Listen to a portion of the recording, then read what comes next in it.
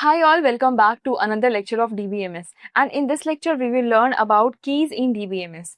What are keys and what are the different types of keys like primary key, candidate key, alternate key, composite, super, foreign and unique key. So we are going to learn about what are keys and with their definitions of different types of keys in more detail. Stay tuned for the video and let's begin with the first topic of the session. What are keys? So in DBMS, keys are used to identify, organize and establish relationships between the records stored in a database. So we know that we were talking in the previous lectures again and again that unique key, right? Unique key. So key is nothing but it provides the identity to the whole row or for the whole information. So here in this transaction table, you can see we have a transaction ID, customer ID, purchase ID and purchase date. So either of these IDs like a transaction, customer ID or product ID, we know that these are unique. So it's not about only uniqueness. Sometimes it's either any of the column, right? If it is either unique or either duplicate, so depend upon the different type of values it stores, we give the different names as well. So here keys are just meant to say that they actually identify and help to build the relationship between the tables. Key uniquely identify any record or row of data from the table. It is also used to establish identify relations between the tables. So here you can see that this is a transaction table we have and this is a product table we have, right? So in transaction table and product table, we have a same relationship of product ID both ways, right? So with this help, we can find the relationship between the transaction table and the product table. So that is why keys are very important for making or finding out the relationships. So very first type is primary key. So primary key is basically used to identify one and only one instance of an entity, and that too uniquely. An entity can contain multiple keys, but the primary key is the most suitable from those keys. So here you can see employee ID, name, license and passport number, right? So primary key just say that key should be unique. Key should be unique and also not null. Value should not be null. So here in this employee ID case, you can see all the employee IDs are unique. Same in the license number are also unique to the members and passport number are also unique to members. So here employee ID, license and passport number are the primary key. So basic definition for primary key is it will be unique and also the value should not be null. That is it about primary key. Let's move on to candidate key. So candidate key is a column or combination of columns that uniquely identify each record in a table. So basically here employee ID, license and passport number all are uniquely identifying and that is it. It is also called candidate key. So basically you can say that if choosing a single column will be a primary key, right? And a set of primary key will be called as candidate key. So the definition of candidate key will be set of primary keys are candidate key. So that's what it's saying. All candidate keys are eligible to be chosen as the primary key. So basically set of primary key are candidate key. So here again employee ID, license plate number and passport number all are uniquely identifying. So these can be primary key and every primary key is a composite key, but every composite key is not a primary key. So basically here it's about the candidate key that we know that primary key uniquely identifies, okay, and also not null. So in a table, there might be multiple columns which can be chosen as primary key.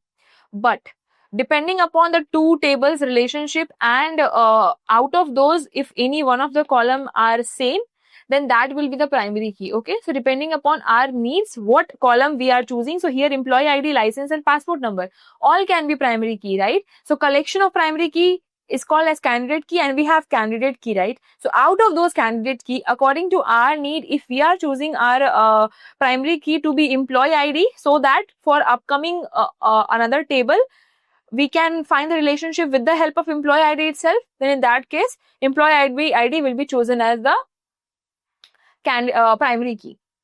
Now next is alternate key.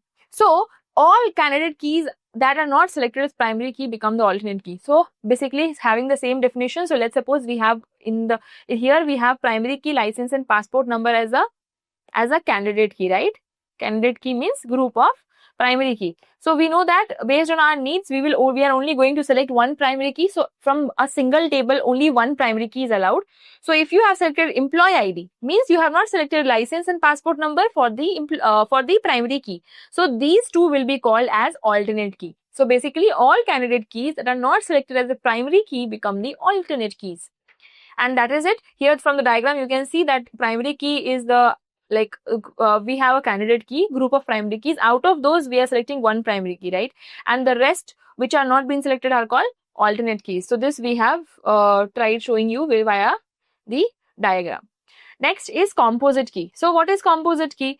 So composite key consists of two or more columns to uniquely identify a row in a table.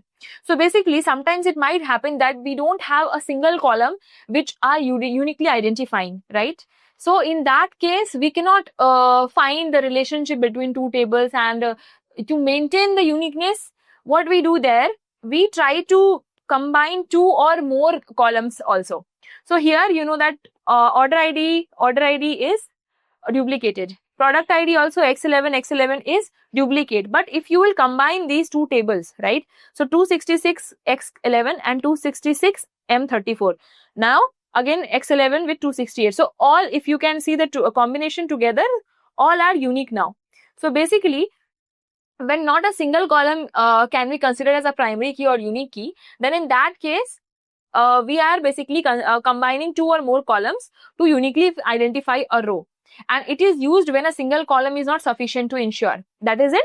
So it can be the combination of two here, columns. So that is called, instead of primary key, we will call it as a composite key, right? So a product can belong, so from this diagram itself till here we know that, right? So group of primary key is candidate key. So out of those, if we are selecting one key as a primary key, rest will be called as alternate key. And composite key will be the outermost part, because composite key can be the combination of primary plus non-primary or non-primary plus non-primary. So non-primary, I am saying, which are not able to uniquely identify the row.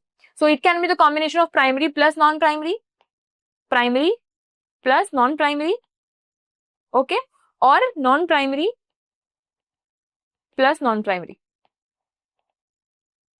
So that is the definition, basic definition of composite key. Now let's move on to super key. So super key is nothing but it's a set of one or more column that can uniquely identify each record in a table. A super key can have additional columns, not necessarily for uniqueness, but it still uniquely identify rows. So what happens? We will call it as a similar to composite key, but here we can have some extra columns also, not necessarily to uniquely identify, but just for the use case. So we know that from the composite key definition that order ID and product ID were uniquely identifying the table. But in the super key, it might happen that instead of only order ID and product ID, we might consider customer name as well. Okay, so even after adding customer name, it is not, uniquely identifying rows, but we have just added for the shake. So here order ID and product ID can be super keys. Customer order ID, product ID can be super key. Then order ID, product ID and quantity can be super key. So super key is nothing but the combination of two or more keys where it is not basically combined to only form the uniqueness, but just for the sake of use cases. Okay. So here, if you will see in the diagram, super key exists at the outermost layer. Now next is foreign key. So we know that it is similar to primary key, but in a table, let's suppose in a table, here you can see, right? So customer ID, product ID, purchase on all. So here customer ID in the transaction table will work as primary key, right? But here in this table, we have only first name and last name, and we have added this extra column so that we can find the relationship between these two tables, right? So that is what the same customer ID will work here as foreign key and not as primary key. So that is the definition of the foreign key here. A column or set of column in a table that refers to primary key of another table. So primary key of another table, customer ID is a primary key of transaction table, but here it will be called as foreign key.